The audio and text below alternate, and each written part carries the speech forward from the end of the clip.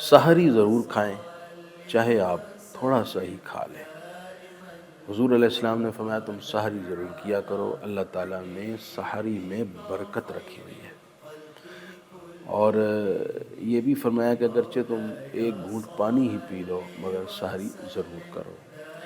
ایک حدیث میں یوں ہے نعم السحور والتمرہ، کہ سب سے بہترین سحری کھجور ہے، تو جس کو کوئی پرابلم نہ ہو وہ کھجور بھی ضرور کھائے۔ نماز فجر کا وقت ہوتا ہے، جیسے ہی سحری کا وقت ختم ہو جائے اذانیں ہو جاتی ہیں، نماز فجر کا وقت آ جاتا ہے۔ اور رمضان میں یہ معمول ہے کہ اذان کے کچھ دیر بعد ہی جماعت ہو جاتی ہے مساجد کے اندر، تو آپ کوشش کریں آپ مسجد میں جا کر با جماعت نماز ادا کریں۔ اللہ کے حبیب علیہ السلام نے ارشاد فرمایا کہ اگر لوگوں کو پتہ چل جائے کہ با جماعت نماز پڑھنے میں کیا فوائد ہیں تو وہ اپنی تمام مجبوریوں کو ایک طرف کر کے نماز با جماعت پڑھنے کی کوشش کریں گے۔ اگر لوگوں کو پتہ چلے، اس کا مطلب یہ ہوا کہ با جماعت نماز خزانہ ہے، ایسا خزانہ جس کا کوئی بدل نہیں ہے۔ اس لیے آپ کو جتنی بھی نیند ستا رہی ہو، جیسی ہی الجھن ہو رہی ہو، نفس کی طرف سے بوجھ محسوس ہو رہا ہو، سب چیزوں کو ایک طرف کیجیے اور کوشش کر کے مسجد میں با جماعت اپنے بچوں کو ساتھ لے کر جائیں اور نماز ادا کریں۔ یہ عشرہ رحمت کا خاص معمول ہے اور اس کے بڑے فوائد ہیں۔ عمومی طور پر لوگ نماز فجر پڑھ کے سو جاتے ہیں اور دیر تک سوئے رہتے ہیں۔ میں آپ سے درخواست کروں گا آپ ایک بہت بڑی چیز کہیں مس نہ کر دیں، اور وہ یہ ہے کہ نماز فجر کے بعد جب سورج نکل آتا ہے تو 20 منٹ بعد اشراق کا وقت ہوتا ہے۔ اشراق کے نوافل ضرور پڑھ لیں، 2 نفل یا 4 نفل۔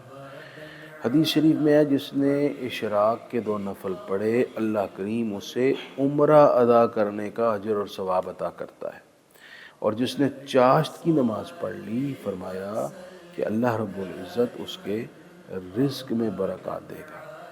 اور ایک روایت کے مطابق کہ اس کو متعدد سالوں کے اجر دیے جاتے ہیں۔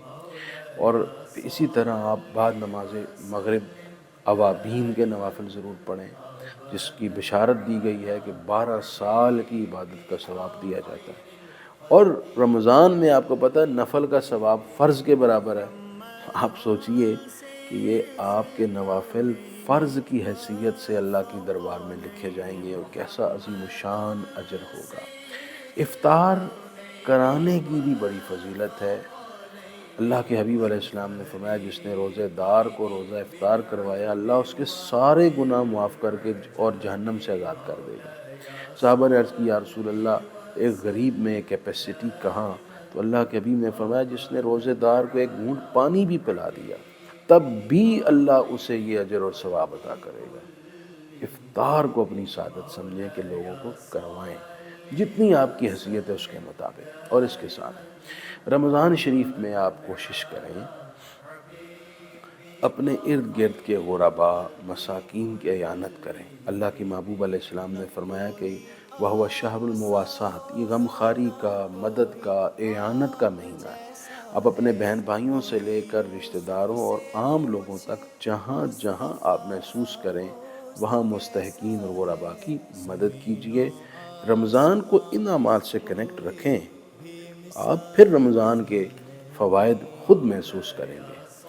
اور موسٹ امپورٹنٹ بات یہ ہے کہ رمضان شریف میں آپ یہ جو ہے نا موبائل اور فیس بک اور یہ اس طرح کی جو ایپس ہیں ان سے اپنے آپ کو قدرے دور کر لیں۔ کوشش کریں کہ زیادہ وقت آپ عبادت میں، اللہ کی یاد میں، تسبیحات میں، درود شریف میں، نیکی اور اچھائی کے کاموں میں صرف کریں تاکہ رمضان بھرپور انداز سے آپ کو دے کر جائے وہ انعام جو اللہ کی طرف سے لے کر آیا ہے۔